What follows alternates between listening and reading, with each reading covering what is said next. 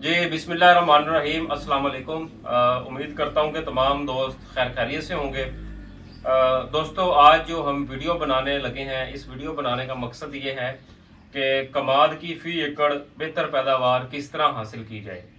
तो दोस्तों, इस मकसद के लिए आज हम अपने एक तरक्की पसंद काश्तकार साजिद कामरान साहब के डेरे पर मौजूद हैं और यहाँ पर हमने कमाद की बातचीत की है। तो मैंने कहा कि जो दूसरे मेरे दोस्त हैं हमारे पेज पर, जो दोस्त हमें देखते हैं, यूट्यूब चैनल पर देखते हैं, उनके लिए हमने कहा कि एक वीडियो पैगाम जो है वो रिकॉर्ड किया जाए।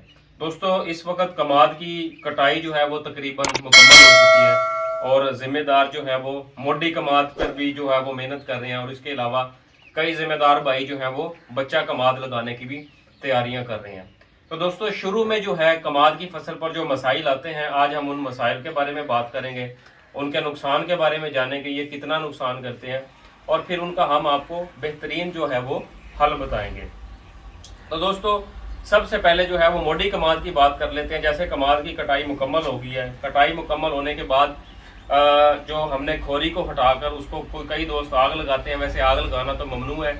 वैसे खोरी को हटाकर जब उसको हल चलाते हैं, यानी कि जड़ी बूटियों की तल्फी वगैरह करते हैं, उसके बाद जो हमने पहला पानी लगाना है, तो पहले पानी के साथ दोस्तों हमने पहली जहर पाशी लाजमी करनी है। तो दोस्तों, यहाँ पर एक सवाल उठता है, कई जिम्मेदार हजरात कहते हैं कि यार हमारी खेत में तो किसी किस्म का कोई मसला ही मौजूद नहीं है और कोई कीड़ा वगैरह मौजूद नहीं है, तो हम अपनी फसल पर जहर पाशी क्यों करें। जी हाँ दोस्तों, इसका जवाब ये है कि मुड्डों में जो सुंडियाँ सोई होती हैं, उनके बच्चे जो सुंडियों के होते हैं या फिर जो अंडे होते हैं, उनमें से नई सुंडियाँ जो है वो निकलती हैं, जिनकी वजह से दोस्तों नई सुंडियाँ जो नई पोट पर हमलावर होकर उस पोट को जो है वो मुतासर करती हैं।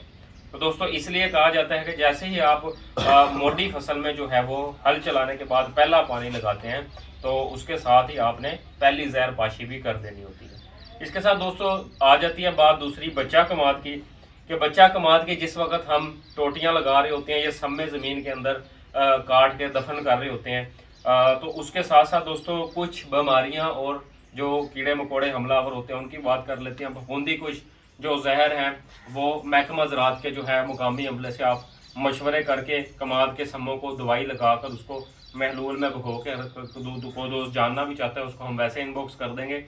वो आप सम्मों को ट्रीट करके फिर आप अपने सम्मों को जो है वो काश्त करें।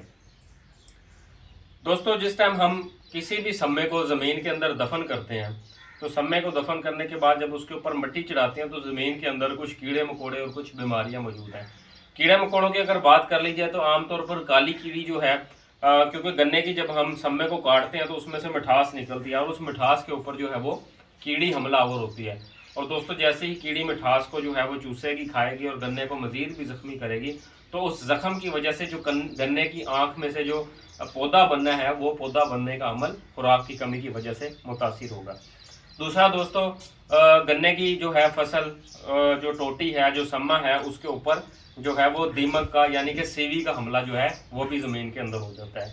जब दोस्तों सीवी आंख को मुतासिर करेगी, नरम आंखों को खुरच के खाएगी, जो गन्ने का अंदरूनी हिस्सा है उसको मुतासिर करेगी। इसकी वजह से जो है वो ठोट में हमारी जो है फी एकड़ जो पौधे निकलते हैं उनमें कमी वाक़ होगी, जिसकी वजह से हमारी फी एकड़ कमाद की फसल में जो है वो जो कमी आ जाएगी।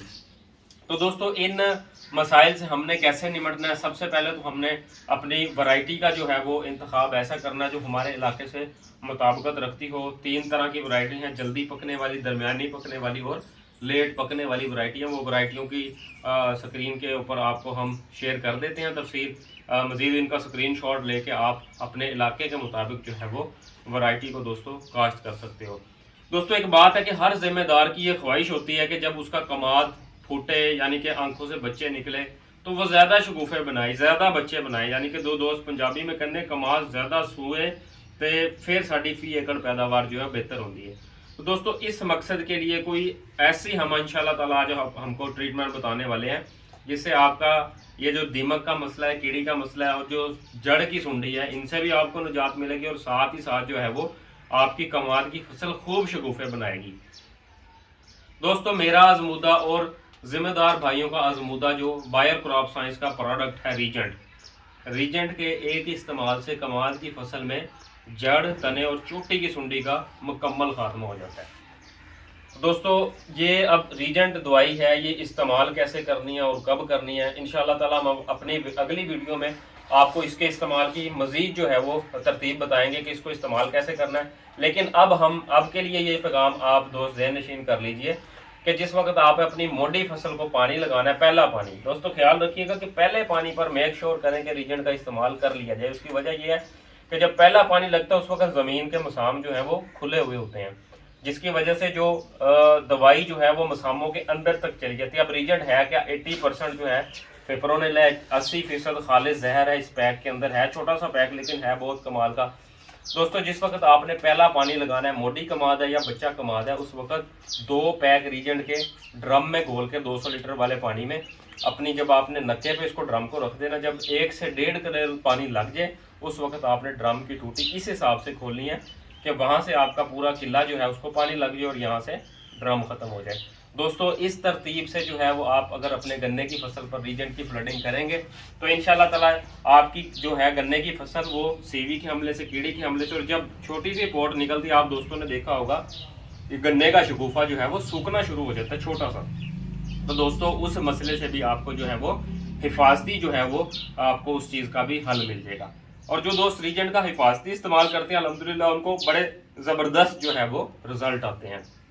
तो दोस्तों इसी के साथ साथ जो है आप इस चीज़ को जहन नशीन कर लें कि रीजेंट को सुंडी के हमले से पहले अगर इस्तेमाल कर लिया जाए तो इसके बहुत शानदार रिजल्ट आते हैं। कमाद की फसल शगुफे भी ज़्यादा बनाती है क्योंकि इसमें पीजीआर इफेक्ट जो है, प्लांट ग्रोथ रेगुलेटर, वो शामिल है जो कि जड़ की बढ़ोतरी में इजाफा देता है। अब जिस पौधे की जड़ मजबूत होगी, ज़्यादा होगी, घनी होगी, ऑटोमेटिकली दोस्तों वो पौधा जो है वो ज़्यादा शगुफे बनाएगा। और इसी तरह जो पहली फोट से कमाद बनता है, माहिरीन के मुताबिक 65% तक जो हमारी कमाद की पैदावार है वो पहली फोट की वजह से बनती है।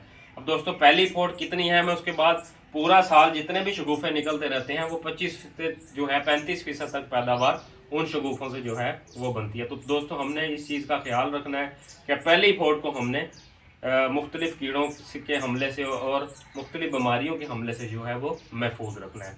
उम्मीद करता हूँ कि दोस्तों आपको आज की वीडियो पसंद आई होगी, और अगर आपको पसंद आई है तो इसको अपने दूसरे ज़िम्मेदार भाइयों के साथ भी शेयर करें ताकि ज़्यादा से ज़्यादा ज़िम्मेदार दोस्तों तक ये पैगाम पहुँच सके।